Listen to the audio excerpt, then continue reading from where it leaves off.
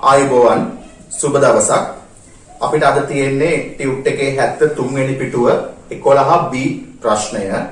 අපි එතන ඉඳලා ටියුට් එකේ අවසානය දක්වා කරගෙන යන්න තියෙන්නේ. අපි බලමු 11B. ටියුට් එකේ පිටුව අංක 73 11B. මේක කියනවා SF3N අණුව සඳහා වඩාත්ම පිළිගත හැකි ලුයිස් ව්‍යුහය අඳින්න. SF3N. එතකොට SF3N කියලා කිව්වහම ෆ්ලෝරින් කවදාවත් අණුවක මැදට එන්නේ නැහැ. බොහෝ විට එන්නේ විද්‍යුත් ඍණතාවය අඩු කෙනා. කොහොමත් නයිට්‍රජන්ට වඩා සල්ෆර් වල විද්‍යුත් ඍණතාව අඩුයි. අනිත් එක නයිට්‍රජන්ට අෂ්ටක ඉක්මවා යන්නත් බැහැ දෙවෙනි ආවර්තයේ හින්දා. සල්ෆර්ට එහෙම ගැටලුවක් නැහැ. ඒතකොට අපි සල්ෆර් මේකේ මධ්‍ය පරමාණු විදියට ගන්න පුළුවන්. මේකේ F3 ෆ්ලෝරින් 7 වෙනි කාණ්ඩේ හින්දා අපි දන්නවා ඒක බන්ධන හැදෙන්නේ. එතකොට F එක මේ විදියට බන්ධන 3ක් පෙන්වන්න පුළුවන්. එතකොට ෆ්ලෝරින්ගේ තියෙන ඉලෙක්ට්‍රෝන 7න් මෙහා අවස්ථිතාවගේ 7 වෙනි කාණ්ඩේ ඉඳන් ඉලෙක්ට්‍රෝන 7යි 7 එකක් බන්ධනයට ගියාම තව ඉලෙක්ට්‍රෝන 6ක් ඉතිරි වෙනවා. ඒක මෙහෙම එක සැරේවල 3කින් අපිට නිරූපණය කරන්න පුළුවන්.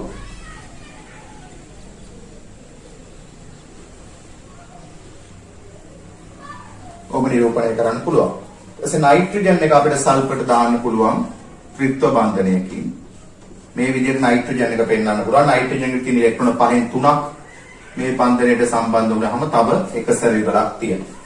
ඔය විදිහට අපිට මේකේ පිළිගත හැකි ලුයිස් ව්‍යුහය අඳින්න පුළුවන්. බලමු මේකේ දෙවෙනි කොටස.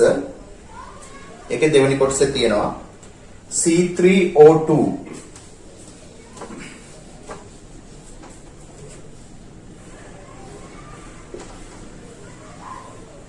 C3O2 කාබන් සබ්ऑक्साइड කියලා දීලා තියෙනවා. අණුව සඳහා වඩාත්ම ස්ථායි ලුයිස් ව්‍යුහය පහත දක්වා ඇත. මෙම අණුව සඳහා තවත් ලුයිස් ව්‍යුහ සංප්‍රයුක්ත ව්‍යුහ දෙකක් අඳින්න. වරහන් ඇතුළේ තියෙනවා අෂ්ටක නියමයට අනුකූල නොවන ලුයිස් ව්‍යුහ වලට ලකුණු ප්‍රදානය කරනු නොලැබේ.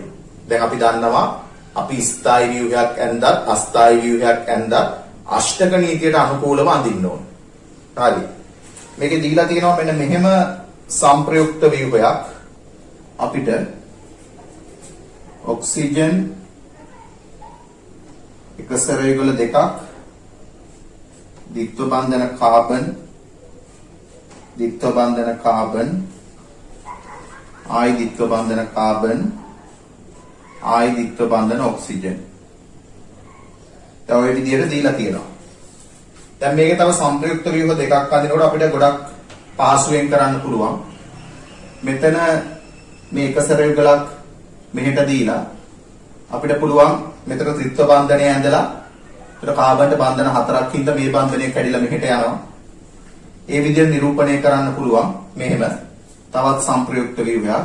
මෙයාගේ එක සැරේවලයි මෙතන ත්‍රිත්ව බන්ධන කාබන්. ඒතර ඔක්සිජන්ට තියෙන ඉලෙක්ට්‍රෝන 2යි මෙතන 3යි 5ක අයිතිය තියෙන්නේ. සාමාන්‍ය අවස්ථාවේ 6ක අයිතිය තියෙන හින්දා ධන ආරෝපණයක්. ඒතර මෙතන කාබන්ට අෂ්ටක ඉක්මවා යන්න බෑ. ඒතර මේක ගැලවිලා මෙතෙන්ට එනවා. ඒතර මෙයාගේ මේ ද්විත්ව බන්ධනයයි මෙතනින් ආපු ඉලෙක්ට්‍රෝන 2යි කියන්නේ 2යි 3යි ඉලෙක්ට්‍රෝන 5ක අයිතිය තියෙනවා කියන්නේ ඍණ ආරෝපණයක්. ඒතර ඔය විදිහට සලකලා අපිට අඳින්න පුළුවන් එක සංප්‍රයුක්ත ව්‍යුහයක්.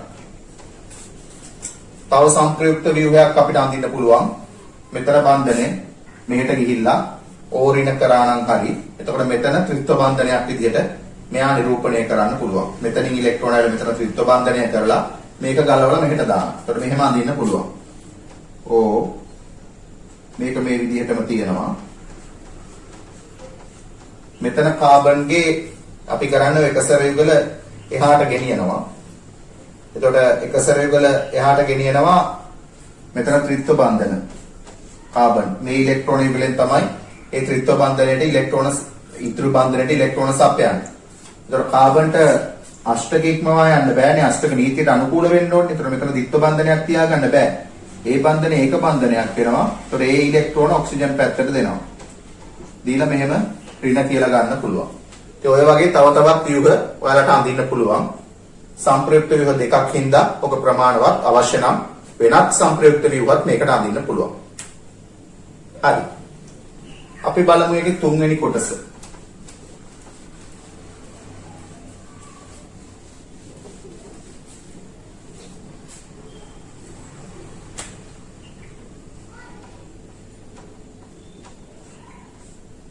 තුන්වෙනි කොටස පහත සඳහන් ලුයිස් ව්‍යුහය පදනම් කරගෙන පහත වගුවේ ඇති කාබන්, නයිට්‍රජන් සහ ෆොස්ෆරස් පරමාණු වල පරමාණු VSEPR යුගල් දෙක පරමාණු වටා ඉලෙක්ට්‍රෝන යුගල් ජ්‍යාමිතිය රෝමි ලක්ෂණයෙන් අංක 3 පරමාණු වටා හැඩය අංක 4 පරමාණු වල මුහුම්කරණය සඳහන් කරන්න.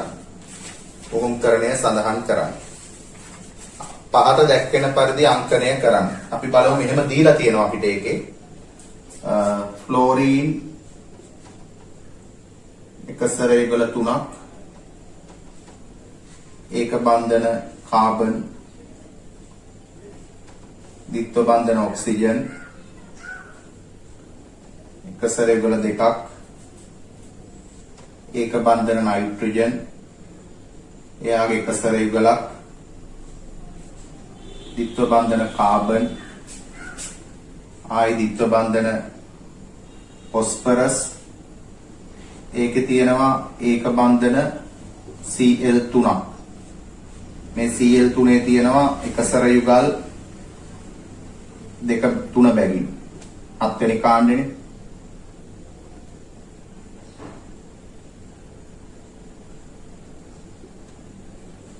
ඒතකොට ඔය විදිහට තියෙනවා මේකේ නම් කරලා තියෙනවා අංකණය කරලා තියෙනවා මෙහෙම කාබන්ට දීලා තියෙනවා අංක 1 මේක අංක 1 මේ නයිට්‍රජන් අංක 2 මේ කාබන් අංක 3 මේක අංක 4 ඔය විදිහට අංකණය කරලා තියෙනවා ඊට පස්සේ බලන්න ඉස්සල්ලාම VSEPR යුගල් C1 මෙයාගේ C1 කියන්නේ මෙයාගේනේ මෙයාගේ VSEPR යුගල් කීයද 1යි 2යි 3යි VSEPR යුගල් 3යි ඊට පස්සේ ආනවා එයාගේ ඉලෙක්ට්‍රෝන යුගල් ජ්‍යාමිතිය විකර්ෂණයක 3යි කියන්නේ ඉලෙක්ට්‍රෝන යුගල ජ්‍යාමිතිය තලීය ත්‍රිකෝණාකාර ඊට පස්සේ අහනවා මෙයාගේ හැඩය ඒතර එකසර නැහැ එකසර නැතුව සිග්මා බන්ධන 3යි කියන්නේ හැඩයත් තලීය ත්‍රිකෝණාකාරයි ඊට පස්සේ ආනවා මුහුම්කරණය එතකොට මෙයාගේ මධ්‍ය පරමාණු වටා ඉලෙක්ට්‍රෝන යුගල ජ්‍යාමිතිය තලීය ත්‍රිකෝණාකාරයි කියන්නේ මුහුම්කරණය sp2 මුහුම්කරණය ගන්න පුළුවන් එයාගේ sp2 ඊට පස්සේ අපිට n3 n2 VSEPR යුගල් ගාන 1යි 2යි 3යි යුගල් 3යි ඉලෙක්ට්‍රෝන යුගල ජ්‍යාමිතිය විකර්ෂණයක 1යි 2යි 3යි කියන්නේ ඉලෙක්ට්‍රෝන යුගල ජ්‍යාමිතිය තලීය ත්‍රිකෝණාකාරයි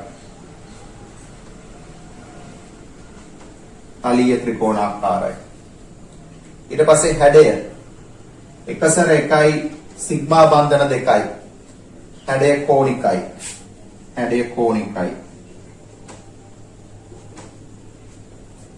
ඊට පස්සේ මෙයාගේ මුහුම්කරණය මෙයාගේ මධ්‍ය පරමාණු වටා ඉලෙක්ට්‍රෝන යුගල ජ්‍යාමිතිය විකර්ෂණයක 3යි කියන්නේ තලීය ත්‍රිකෝණාකාරයි.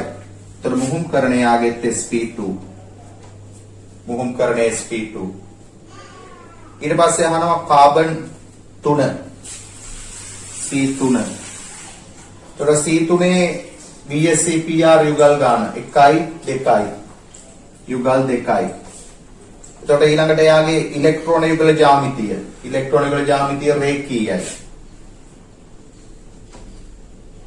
රේඛීයයි හැඩයත් රේඛීයයි එතකොට ඉලෙක්ට්‍රෝන යුගල ජ්‍යාමිතිය රේඛීය වෙනකොට අපි දන්නවා මුහුම්කරණය sp මෙයාගේ මුහුම්කරණය sp ඊට පස්සේ බලන්න P4 මෙයාගේ VSEPR යුගල් ගාන එකයි දෙකයි තුනයි හතරයි යුගල් හතරයි. ඊට පස්සේ මෙයාගේ ඉලෙක්ට්‍රෝන යුගල් ජ්‍යාමිතිය විකර්ෂණ එකක හතරයි කියන්නේ ඉලෙක්ට්‍රෝන යුගල ජ්‍යාමිතිය චතුස්තලීයයි. චතුස්තලීයයි. එයාගේ හැඩයත් මොකද වෙන්නේ කියලා අහන්නේ හැඩය විකට් හැඩ එකසර නෑ සිග්මා බන්ධන හතරයි කියන්නේ හැඩයත් චතුස්තලීයයි. එතකොට ඉලෙක්ට්‍රෝන යුගල ජ්‍යාමිතිය චතුස්තලීයයි කියන්නේ මුහුම්කරණය sp3. මෙයාගේ මුහුම්කරණය sp3 වෙනවා. එහෙනම් ඒක සම්පූර්ණයි. ඊළඟට අහනවා ඒකේ හතරවෙනි කොටස. ඉහත තුන කොටසෙහි දෙන ලද ලුයිස් ව්‍යුහයෙහි පහත සඳහන් සිග්මා බන්ධන සෑදීම සඳහා සහභාගී වන පරමාණුක මුහුම් කාක්ෂික හඳුනා ගන්න. F ඊළඟට C1. දැන් මේ F වල තියෙන්නේ මොකද්ද කාක්ෂිකය? F වල පරමාණු ක්‍රමාංකය 9යි. මෙයාගේ ඉලෙක්ට්‍රෝන වින්‍යාසය ලියුවොත් 1s2 2s2 2p5 කියලා එන්නේ. 2p5 ඉලෙක්ට්‍රෝන තියෙන්නේ ඉලෙක්ට්‍රෝන දෙක බැගින් තියෙන p කාක්ෂික දෙකයි තනි ඉලෙක්ට්‍රෝනයක් සහිත p කාක්ෂික එකයි. එතකොට මෙයාගේ තනි ඉලෙක්ට්‍රෝනයක් සහිත p කාක්ෂිකය මෙයාගේ sp2 මුහුම් කාක්ෂිකයත් එක්ක අතිච්ඡාදනය වෙනවා කියලා සලකන්න පුළුවන්. එතකොට මෙයාගේ අපිට ගන්න පුළුවන් p කාක්ෂිකය කියලා ගත්තත් හරි. නැත්නම් මෙයාගේ ඉලෙක්ට්‍රෝන යුගල ජ්‍යාමිතියේ චතුස්තලයේ හින්දා sp3 මුහුම්කරණය කියලා සලකලා sp3 මුහුම් කාක්ෂිකයක් කියලා සැලකුවත් හරි. මෙයාගේ සාමාන්‍ය පරමාණු ක්‍රමාංකය 9 හින්දා ඉලෙක්ට්‍රෝන වින්‍යාසය ලිව්වහම එන්නේ 1s2 2s2 2p5නේ. ඒතර p5 තියෙන්නේ තනි ඉලෙක්ට්‍රෝන සහිත p කාක්ෂික එකයිනේ. ඒ p කාක්ෂිකයත් එක්ක මෙයා අතිච්ඡාදනය වෙනවා කියලා ගත්තත් හරි.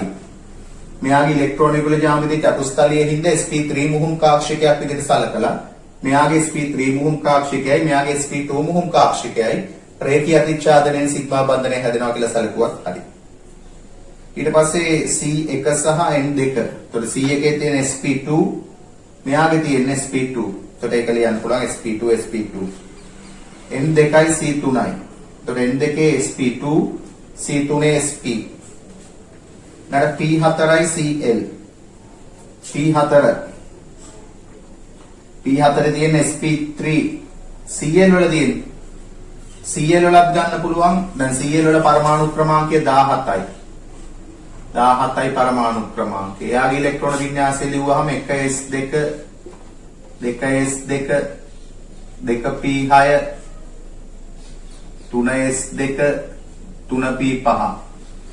S වල ඉලෙක්ට්‍රෝන දෙක ඔහොම තියෙනවා. P වල සමමිතික ඩම්බෙල් ආකාර හැඩද p කාක්ෂික තුනේ ඉලෙක්ට්‍රෝන පහ සෙට් වෙන්නේ ඔහොම. අන්න තනි ඉලෙක්ට්‍රෝනය සහිත p කාක්ෂිකය තමයි Cl ගේ මෙයාගේ sp3 මුහුම් කාක්ෂිකයක අතිච්ඡාදනය වෙන්නේ කියලා සැලකුවත් හරි. නැත්නම් මේ එකතු වෙලා මෙයාගේ ඉලෙක්ට්‍රෝන යුගල ජ්‍යාමිතියේ චතුස්තලයේ හින්දා මෙයාගේ sp3 මුහුම් කාක්ෂිකය මෙයාගේ sp3 මුහුම් කාක්ෂිකයක අතිච්ඡාදනය වෙනවා කියලා සැලකුවත් හරි. එහෙනම් ඒ කොටසත් සම්පූර්ණයි. ඊට පස්සේ කියනවා පස්වෙනි කොටස.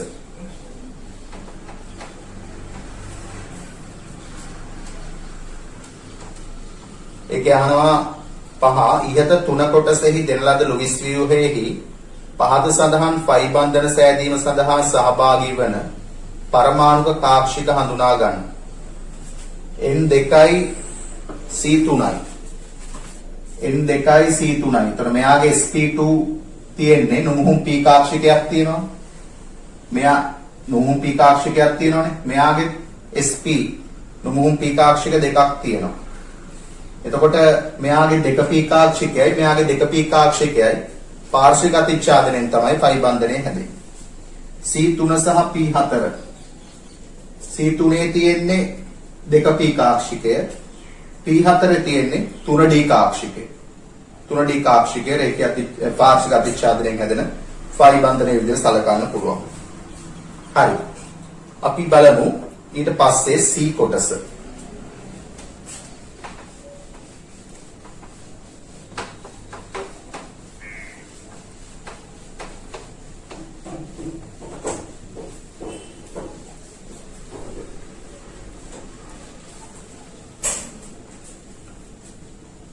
වරහන් තුල දක්වා ඇති ගුණය වැඩි වෙන පිළිවෙලට පහත සඳහන් දෑ සකසන්න හේතු අවශ්‍ය නොවේ.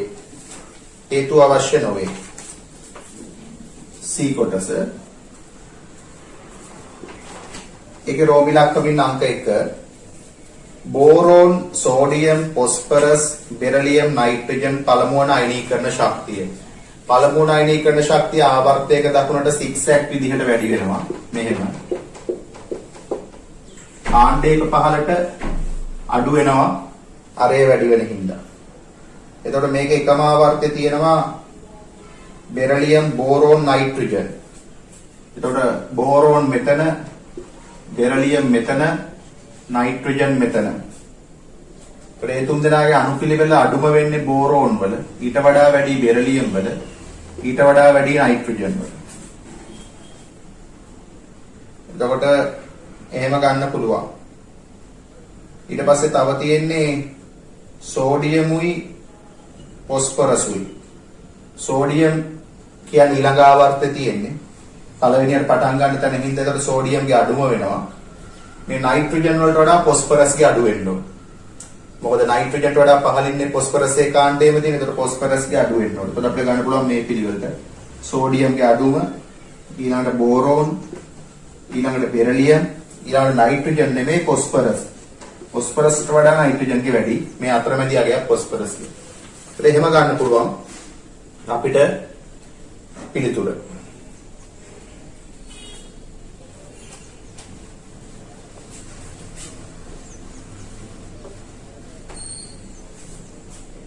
ඒකේ බලමු දෙවෙනි කොටස.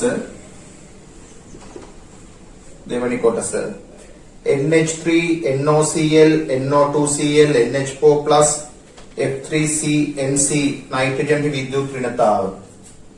NH3 කිව්වහම ආරෝපණයක් නැහැ. නයිට්‍රජන් මත ආරෝපණයක් නැහැ. ඉලෙක්ට්‍රෝන වල ජ්‍යාමිතිය චතුස්තලීයයි කියන්නේ මෙයාගේ තියෙන sp3 මුහුම්කරණය. sp3 මුහුම්කරණය තියෙනවා. ඊළඟට අපි ගත්තොත් NH4+.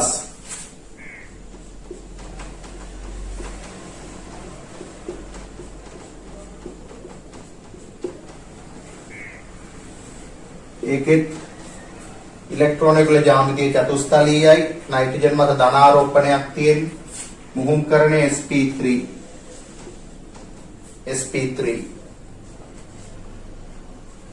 ඊට පස්සේ තියෙන්නේ NO2Cl. එතකොට NOOCl. රෝම තලීය ත්‍රිකෝණාකාර ව්‍යුහයක් තියෙන්නේ. මධ්‍ය පරමාණුට ඉලෙක්ට්‍රෝන වල ජ්‍යාමිතිය තලීය ත්‍රිකෝණාකාරයි. නයිට්‍රජන්ට ධන ආරෝපණයකුත් තියෙනවා. එතකොට මෙයාගේ මුහුම්කරණයත් sp2 වෙනවා.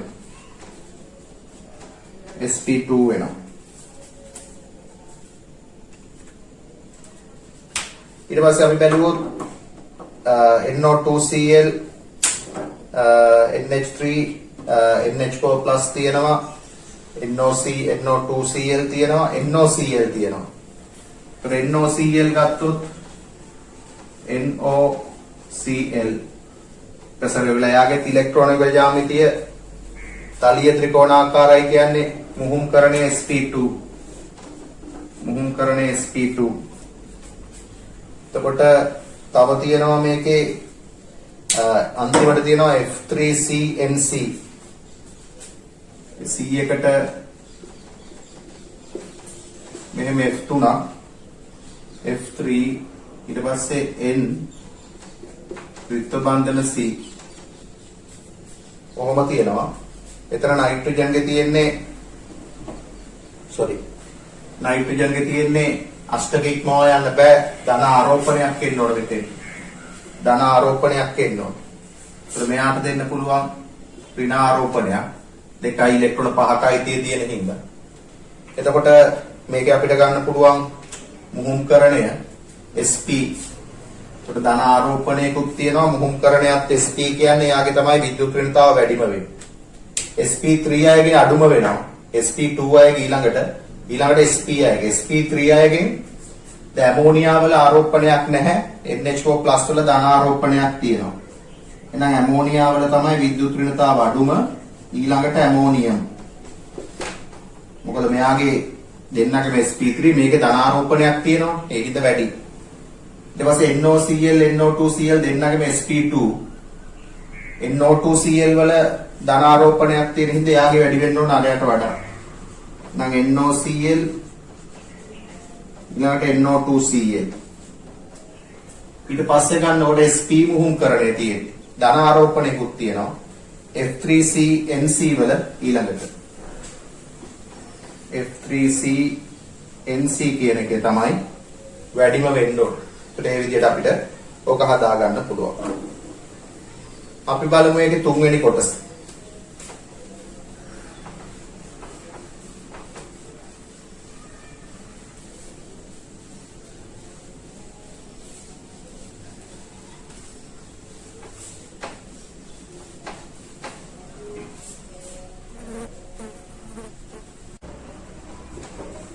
ප්‍රශ්නාංක 3 පරමාණුවක ඉලෙක්ට්‍රෝන වල ක්වොන්ටම් අංක n l ml ms.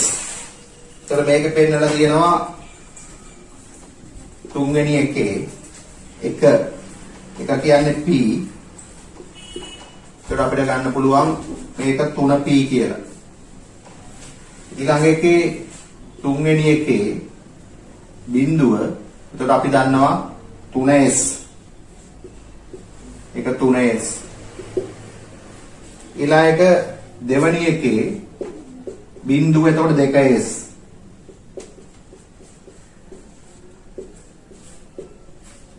ඊළඟ එක දෙවැනි එකේ එක ඒ කියන්නේ 2p.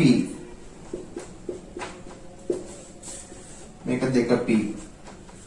ඊළඟ තුන්වෙනි එකේ 2 කියන්නේ 3d. තුන්වෙනි එකේ 2 ඍණ 1 ධන භාගය. එතකොට මේක 3d. එතකොට මේකේ ඉලෙක්ට්‍රෝනයේ ශක්තිය වල ශක්තිය අපි අවුත්බාහු ගොඩනැංවීමේ මූල ධර්මයේදී පාවිච්චි වෙනවා. අඩුම තියෙන්නේ උතන 2s. ඊළඟට 3s. ඊළඟට 3p.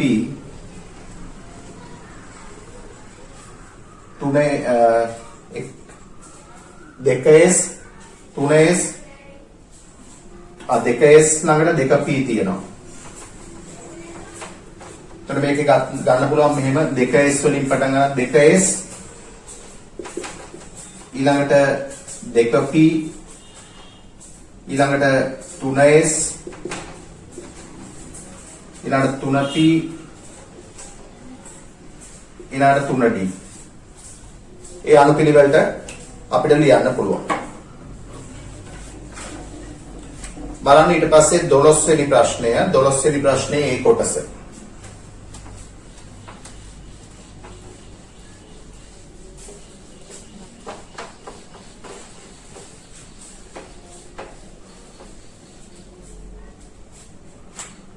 දොළොස්වෙනි ප්‍රශ්නේ ඒ කොටස.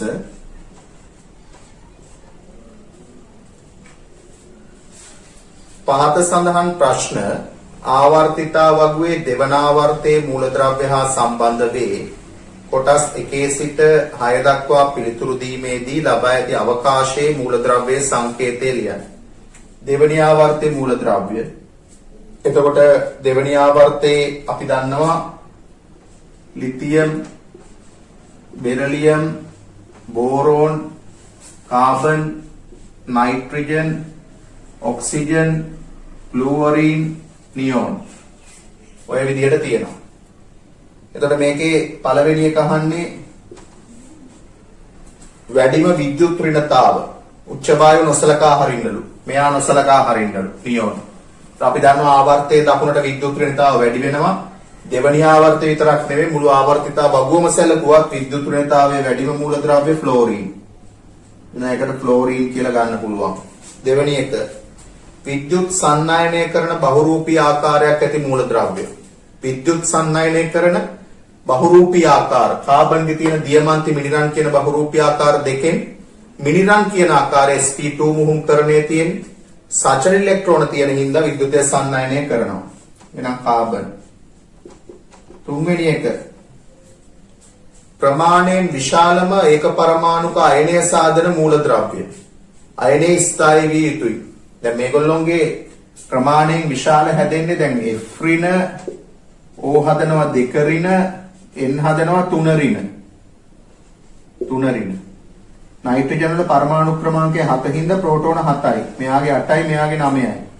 ඉලෙක්ට්‍රෝන 7 ඍණ 3 කියන්නේ 10යි. 8 ඍණ 2 කියන්නේ 10යි. 9 ඍණ 1 කියන්නේ 10යි. එතකොට මෙයාගේ 9කින් ඉලෙක්ට්‍රෝන 10ක් අදිනකොට ආරය මේ වගේ නම් මෙයාගේ 8කින් 10ක් අදින හින්දා ඊට වඩා වැඩි වෙනවා. මෙයාගේ 7කින් 10ක් අදින්නේ. මෙයාගේ ඊට වඩා වැඩි වෙනවා.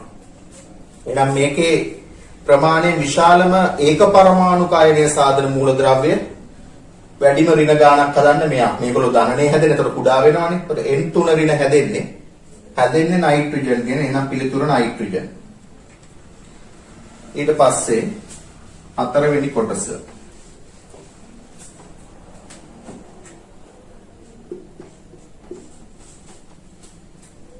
P ගොනුවේ P ඉලෙක්ට්‍රෝන නොමැති නමුත් ස්ථායි S වින්‍යාසයක් ඇති මූලද්‍රව්‍ය.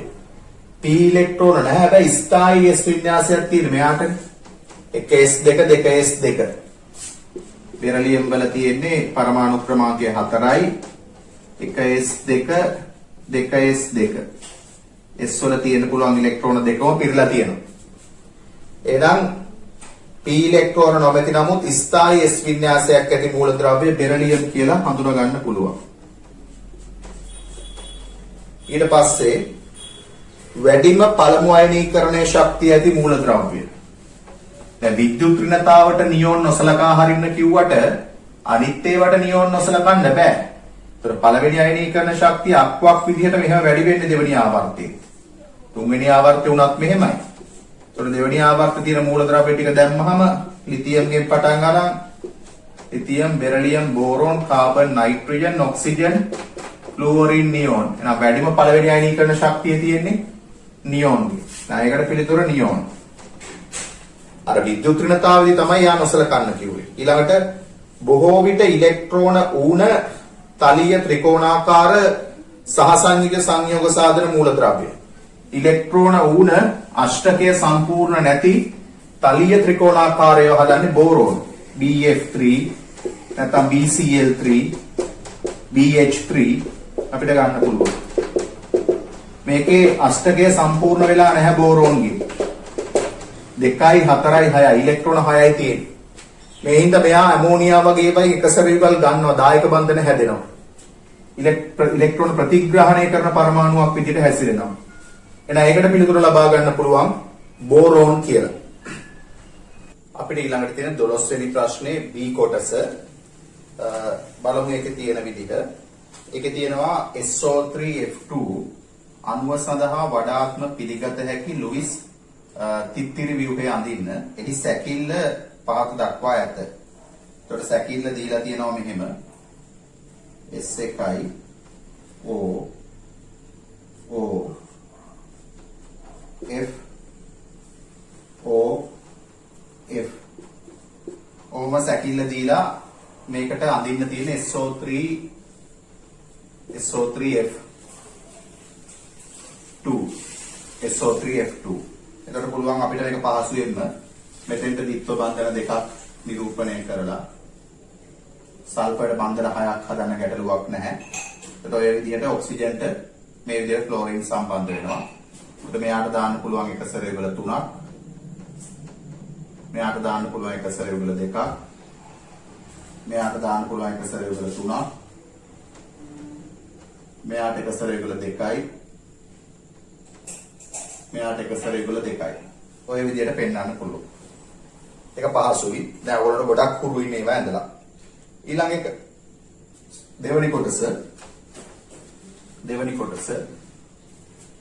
ඒකේ කියනවා මෙහෙම H3යි N3යි O අණුව සඳහා වඩාත්ම ස්ථායි ලුයිස් තිත්තිරි ව්‍යුහය පහත දක්වා ඇත. මෙම අණුව සඳහා තවත් ලුයිස් තිත්තිරි ව්‍යුහ වරහණද සංප්‍රයුක්ත ව්‍යුහ දෙකක් අඳින්න.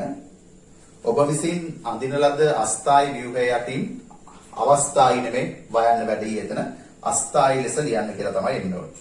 එතකොට මෙහෙම අපිට එකක් පෙන්නලා තියෙනවා. ඔක්සිජන් පෙන්නලා තියෙනවා එක සැර යුගල් 2යි. එක සරයුගල් දෙකයි මෙතන h මෙතන n එක සරයුගලක් ද්විත්ව බන්ධන n එක සරයුගලක් n h h ඔය විදිහට පෙන්නලා තියෙනවා. ඒතර මේකේ සංප්‍රයුක්ත ව්‍යුහයක් අඳිනකොට අපිට අඳින්න පුළුවන් මේකේ සංප්‍රයුක්ත ව්‍යුහයක් විදිහට මෙතන n ද්විත්ව බන්ධනය තියෙනවා. ඒ බන්ධනය කැඩිලා මෙහෙට ඉලෙක්ට්‍රෝන දීලා මේ නයිට්‍රජන් ඍණ ලෙස ආරෝපණය කරලා අපිට එතකොට ද්විත්ව බන්ධනය මෙතෙන්ට දීලා මේ නයිට්‍රජන් ධන කරන්න පුළුවන්. ඒකට තව ව්‍යුහයක් අපි මෙහෙම අඳිමු. මෙන්න ඔක්සිජන්. එයාගේ වෙනසක් නැහැ. මේ විදිහට තියෙනවා. ඒතර මේ නයිට්‍රජන් ඒක බන්ධන. මේ බන්ධනය කැඩිලා මෙහෙට ඇවිල්ලා එතකොට මෙයාගේ ඉලෙක්ට්‍රෝන වල දෙකක් තියෙනවා. 2යි 4යි 5යි 6ක අයිතිය තියෙනවා. එහෙනම් මෙයාට එනවා ඍණ ආරෝපණය. ඍණ ආරෝපණය එනවා. ඊට පස්සේ මෙතන එක සරයුගල දීලා මේ නයිට්‍රජන් එක්ක ද්විත්ව බන්ධනය හැදෙනවා. ද්විත්ව බන්ධනය මේ නයිට්‍රජන්ගේ මෙයාගේ එක සරයුගල ගමු. එතකොට ඒක සරයුගලෙන් ද්විත්ව බන්ධනය හදනවා. ඒතර මෙයාට එක සරයුගල දෙන්න පුළුවන්. ඒතර එයාගේ අෂ්ටකය සම්පූර්ණයි. ඊට පස්සේ මෙතන NH බන්ධන දෙකක් තිබුණා. NH බන්ධන දෙකක් තිබුණා. ඒතර මෙයාගේ තියෙන 1යි 2යි 3යි 4යි. 4ක අයිතිය තියෙන එහෙනම් ධන ආරෝපණය දාන්න පුළුවන්. ඒතර ඔය විදිහට සංප්‍රයුක්ත ව්‍යුහයක් දාන්න පුළුවන්. ආයි අපිට මෙතනින් මෙතෙන්ට දීලා තව එකක් අඳින්න පුළුවන් මෙහෙම OH. ඊට පස්සේ අපි අඳිනවා මෙතන ද්විත්ව බන්ධනය. එක සරයුගල. ඒතර මේකට ධන ආරෝපණය. මේ එක සරයුගල් දීලා තමයි මෙතෙන්ට ද්විත්ව බන්ධනය හැදිලා තියෙන්නේ. ඒතර මේ නයිට්‍රජන්ගේ එක සරයුගල තියෙනවා. එතකොට අනිත් නයිට්‍රජන් මෙතන එක සරයුගල් දෙකයි. එයාගේ ඍණ ආරෝපණය. ඒතර ඒකට සම්බන්ධ වෙනවා NH2.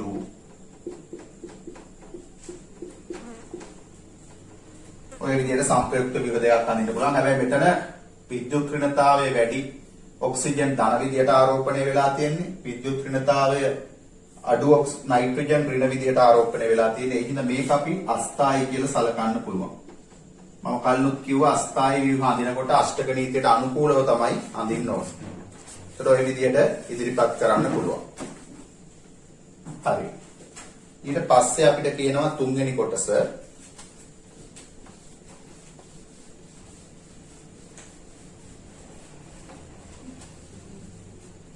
තුන්වෙනි කොටස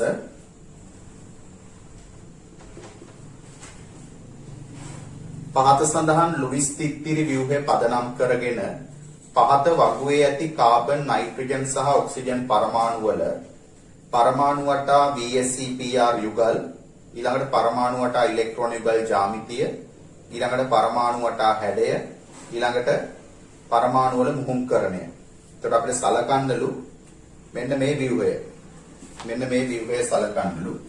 මෙහෙම දීලා තියෙනවා F මත එක සරයුගල 3ක්.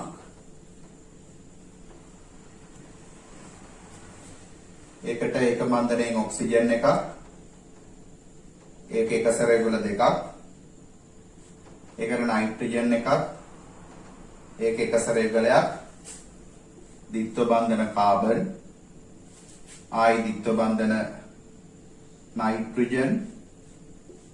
මේකේ O- මෙයාගේ එක සරයුගලයි 2යි 3යි ඍණ ආරෝපණය.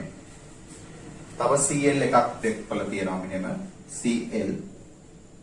මෙයාගේ එක සරයුගල 3යි. ඒත් මෙතන පෙන්නලා තියෙනවා ධන ආරෝපණය.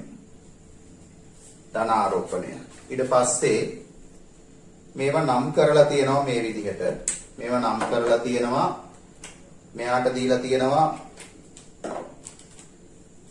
O වලට දීලා තියෙනවා අංක 1. අංක 1. ඊට පස්සේ මේක අංක 2. ඊට පස්සේ මේක අංක 3.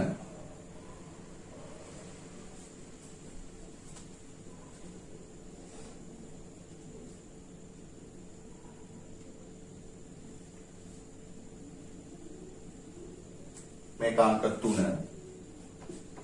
අංක 3.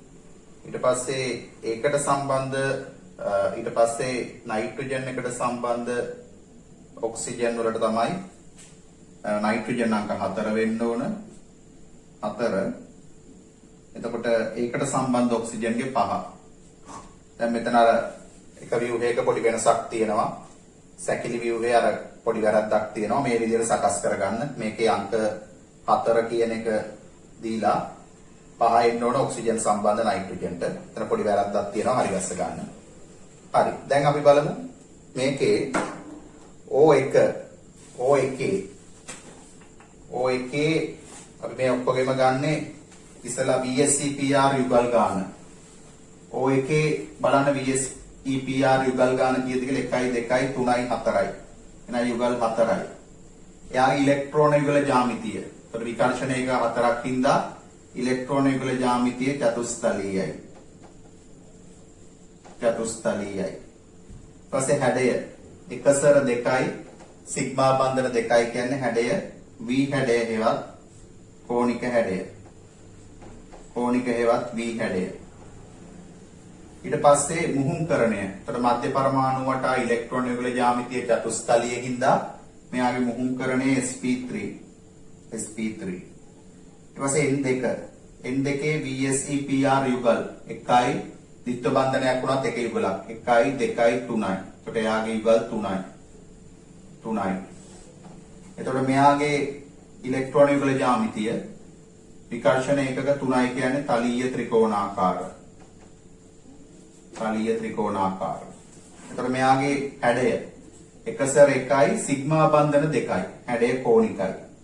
එකසර 2යි බන්ධන 2යි වුණත් කෝණික හේවත් V හැඩය. එකසර 1යි බන්ධන 2යි වුණත් කෝණික හේවත් V හැඩය.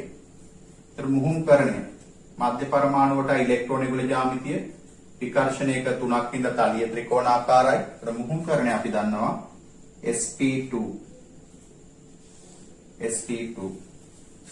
ඒතර මේ තියෙන මෙයාට අදාළව ඊට පස්සේ අපි බලමු C3. එයාගේ VSEPR යුගල් ගාන 1 2යි යුගල් 2යි. එයාගේ ඉලෙක්ට්‍රෝන යුගල ජ්‍යාමිතිය රේඛීයයි. එයාගේ හැඩයත් රේඛීයයි. එකසර නැහැ ද්විත්ව බන්ධන දෙකක් කියන්නේ රේඛීයයි. ඒතර මුහුම්කරණය ඉලෙක්ට්‍රෝන යුගල ජ්‍යාමිතිය රේඛීයයි කියන්නේ මුහුම්කරණය sp. ඒකට එයාගේ sp කියලා එනවා. ඊට පස්සේ බලමු n4. එයාගේ VSEPR යුගල් ගාන 1යි 2යි 3යි යුගල් 3යි. එයාගේ ඉලෙක්ට්‍රෝන යුගල ජ්‍යාමිතිය විකර්ෂණයක 3යි කියන්නේ තලීය ත්‍රිකෝණාකාරයි.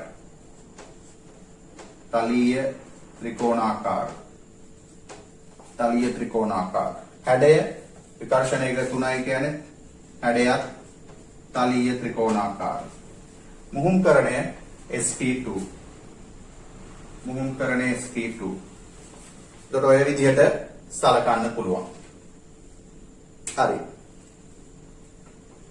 ඊට පස්සේ අහනවා 4 වෙනි එක. ඉහත 3 කොටසෙහි දෙන ලද ලුයිස් තිත්තිරි ව්‍යුහයේහි පහත සඳහන් සිග්මා බන්ධන සෑදීම සඳහා සහභාගී වන පරමාණුක මුහුම්කාක්ෂික හඳුනා ගන්න. වරාණතර පරමාණු වල අංකණය 3 කොටසෙහි ආකාරය වේ. F O1 F වල තියෙන්නේ 2p F වල පරමාණු ක්‍රමාංකය 7යි පරමාණු ක්‍රමාංකය 9යි ඉලෙක්ට්‍රෝන වින්‍යාසයේ case 2 2s 2 2p 5 අන්තිම ශක්ති මට්ටමේ 7ක් තියෙනවා. එතකොට ව්‍යුහම ඉලෙක්ට්‍රෝනයක් සහිත p කාක්ෂිකයක් තියෙනවා 2p. එතකොට ඒකත් එක්ක අතිච්ඡාදනය වෙනවා කියලා සලකන්නත් පුළුවන්. විකර්ෂණ එක 4ක් හින්දා sp3 මුහුම්කරණය කියලා සලකන්නත් පුළුවන්. එතකොට මේක 2p හෝ sp3 කියලා ලියන්න පුළුවන්. මෙයාගේ sp3. ඊට පස්සේ O1යි N2යි. එතකොට O1 sp3 N2 sp2. ඊට පස්සේ N2යි C3යි. එතකොට N2 sp2 C3 sp. C3යි N4යි. C3 sp N4 sp2. ඊපස්සේ N4යි N5යි. N4 sp2 O5. එතකොට මෙයාගේ ඉලෙක්ට්‍රෝන යුගල ජ්‍යාමිතිය චතුස්තලීයින්ද sp3 කියලා සලකන්න පුළුවන්. නැත්නම් ඔක්සිජන්ගේ පරමාණු ක්‍රමාංකය 8යි 2p වල තියෙනවා කියලා සලකන්නත් පුළුවන්. ඊපස්සේ N4යි Cl. එතකොට N වල N4sp2 Cl වල 3p එහෙම නැත්නම් sp3 කියලා ගන්න පුළුවන්. හරි. ඒක පස්වෙනි කොටස. ඉහත තුන කොටසෙහි අඳින ලද ලුයිස් තිත්තිරි ව්‍යුහයෙහි පහත සඳහන් ෆයි බන්ධන සෑදීමට සහභාගී වන පරමාණු කාක්ෂික හඳුනා ගන්න. N2 C3. ඒකට N2 තියෙන්නේ 2p කාක්ෂික. C3 2p. දෙන්නගෙම දෙවෙනි ආවර්තනයේ තියෙන ඒකට 2p කාක්ෂික පාර්ශ්වික අතිච්ඡාදනයෙන් තමයි ෆයි බන්ධන ඇති වෙන්නේ. C3 N4ෙත් එහෙමයි. 2p කාක්ෂික. හයවෙනි කොටස ඉහත තුන කොටසෙහි දෙන ලද ලුයිස් තිත්තිරි ව්‍යුහයෙන් ද්විත්ව බන්ධන දෙක දිශානත වී ඇත්තේ කෙසේද? අපි දන්නවා ද්විත්ව බන්ධන එකිනෙකට ලම්බකව තියෙන. ඒතකොට සිග්මා බන්ධනයට රේඛීයව පයි බන්ධනයේ ලම්බකව කියලා ලිව්වත් පිළිගන්න පුළුවන්.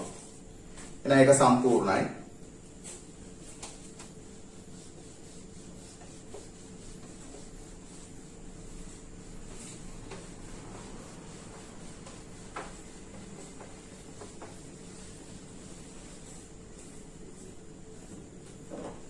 මේ සමාන දිශානතියක් ඇති ද්විත්ව බන්ධන සහිත අණුවක් අයනයක් සඳහා උදාහරණ දෙන්න. ඔය වගේ ද්විත්ව බන්ධන තියෙන එකක් ගන්න පුළුවන්. දෙපැත්තෙම ෆයි බන්ධන දෙකක් තියෙන එකක් CO2 නැත්නම් NO2+ ඒ වගේ එකක් සලකන්න. ඔබේ උදාහරණේ පරමාණු 3කට වඩා අඩංගු නොවිය යුතුය. ඔබ දෙන උදාහරණේ මූලද්‍රව්‍ය අවයවයේ පළමුව හා දෙවන ආවර්තනය. තව වඩා ඒ සයිඩ් එක ගන්නත් පුළුවන්. N3- එකෙත් මෙහෙම ද්විත්ව බන්ධන දෙකක් දාලත් අපිට අඳින්න පුළුවන්. ඒක සලකන්න පුළුවන් CO2 NO2+ ඒ වගේ පිළිතුරු පිළි අරගෙන තියෙනවා. හරි. ඒකේ C කොටස පරමාණුවක කාක්ෂිකයක් විස්තර කරනුයේ සිම්පල් N, සිම්පල් L සහ සිම්පල් Ml ක්වොන්ටම් අංක 3 මගිනි. අදාළ ක්වොන්ටම් අංක සහ පරමාණු කාක්ෂිකයේ නම පහත දැක්වෙන කොටුවල ලියන්න. එතකොට පරමාණු කාක්ෂිකයේ 3p කියනවා ml එක ධන 1 වෙලා තියෙනවා. එහෙනම් n කියන එක 3 වෙන්න ඕන, l කියන එක 1 වෙන්න ඕන. තුන්වෙනි ශක්ති මට්ටමේ p කියන උප ශක්ති මට්ටමේ හින්දා. ඊළඟේ 3 2 ඍණ 2 කියන්නේ අනිවාර්යයෙන්ම පරමාණු කාක්ෂිකයේ 3d වෙන්න ඕන. ඊළඟේ 2s කියලා දීලා තියෙනවා. එතකොට මේ එන්න ඕනේ නම් 2 බිංදුව බිංදුව. ඒවා පහසුයි. ඒකේ දෙවෙනි කොටස බලන්න. දෙවෙනි කොටස වරහන් තුල දී ඇති ගුණයේ වැඩි වෙන පිළිවෙලට පහත් සඳහන් දෑ සකසන්න හේතු අවශ්‍ය නොවේ. LiF අනිත් එක LiI කියලා හදාගන්න. Lithium iodide. LiL කියලා දෙන එක LiI වෙන්න ඕන. ලිතියම් ෆ්ලෝරයිඩ් ඊළඟේ ලිතියම් අයඩයිඩ් ඊළඟේ KF ද්‍රවාංකය. එතකොට ද්‍රවණශීලීතාවය අඩුම කෙනාගේ ද්‍රවාංකය වැඩිම වෙනවා. එතකොට ද්‍රවණශීලතාවය අඩුම කෙනා විදිහට අපිට මේකේ සලකන්න පුළුවන් LiF තියෙනවා KF තියෙනවා. එතකොට LiF වල කැටායනයේ කුඩායි කැටායනයේ කුඩා වෙනවා. ඒ වගේම F ඍණ තියෙන්නේ. අරයගෙත් F ඍණ තියෙන්නේ. අරය කැටායනයේ විශාල වෙනවා. එතකොට ලිතියම් අයඩයිඩ් තියෙනකොට එතන ඇනායනය විශාලම වෙනවා. එතකොට ඇනායනය විශාලම වෙනවා. එතකොට ද්‍රවණශීලී ලක්ෂණ වැඩිම එකේ ද්‍රවාංකය අඩුම වෙනවා. එතකොට කැටායනය කුඩා වෙනවා, ඇනායනය විශාල වෙනවා. එතකොට එයාගේ තමයි ද්‍රවණශීලී ලක්ෂණ ද්‍රවණශීලීතාව වැඩිම වෙන්නේ. එතකොට සාසාංගික ලක්ෂණ වැඩිම වෙන්නේ. LiF වල ඊළඟට වැඩි කියලා ගන්න පුළුවන් Li ධනායනය K ධනායනයට වඩා කුඩා හින්දා ද්‍රවණශීලතාව වැඩි. එහෙනම් අඩුම වෙන්නේ ද්‍රවණශීලතාව KF වල අපිට ගන්න පුළුවන්. එතකොට K ධනායනයේ එතකොට අයනික ලක්ෂණ සාසංගික බවට පත් වීම අඩු වෙන්නේ යාගේ. ඉතින් යාගේ ද්‍රවාංක වැඩි කියලා මේ පිළිවෙලට ගන්න පුළුවන්. ඊළඟට දෙවෙනි කොටස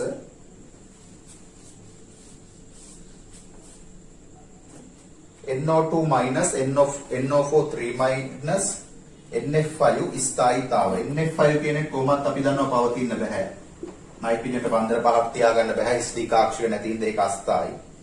අනිත් දෙන්න ගත්තාම අපි NO4 3 minus කියන එක කලිනුත් ඇඳලා තියෙනවා.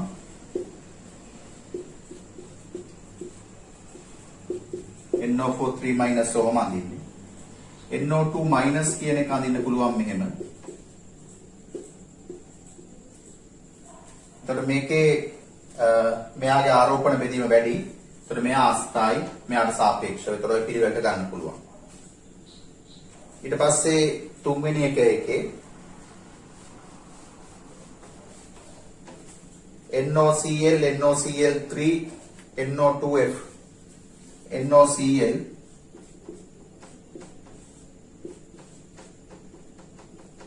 ද්විත්ව බන්ධනය එක බන්ධනයයි. NOCl3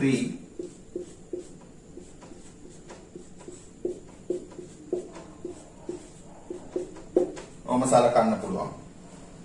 ඊට පස්සේ NO2F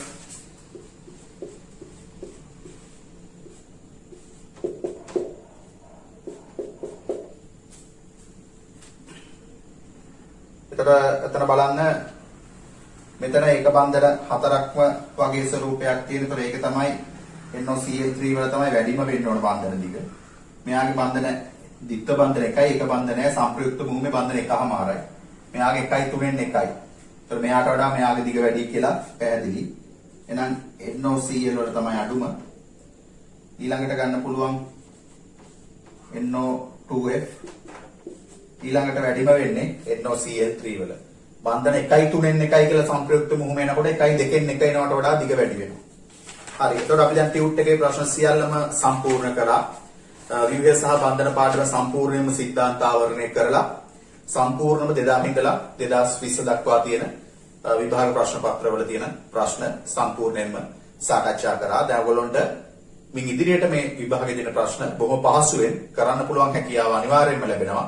මේක විධිමත්ව පිළිවෙලට අධ්‍යයනය කරන්න.